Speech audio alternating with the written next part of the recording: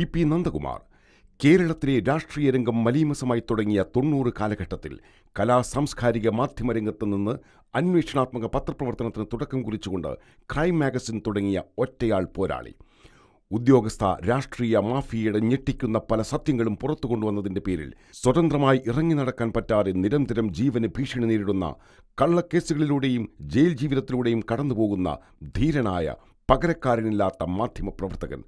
പല സിനിമകളിലും കഥാപാത്രങ്ങൾക്ക് പ്രചോദനമായ ശ്രീ ടി.പി. നന്ദകുമാറിന് ഇൻവെസ്റ്റിഗേറ്റീവ് ജേർണലിസത്തിന് നൽകിയ ഈ സംഭാവനകൾ മുൻനിർത്തി സത്യത്തിന്റെ മുഖമായ പ്രതീകമായ ഈ മാതൃകാ പുരുഷന് ഐക്കൺ ഓഫ് ദി ട്രൂത്ത് പുരസ്കാരം നൽകി ഞങ്ങൾ ആദരിക്കുകയാണ്.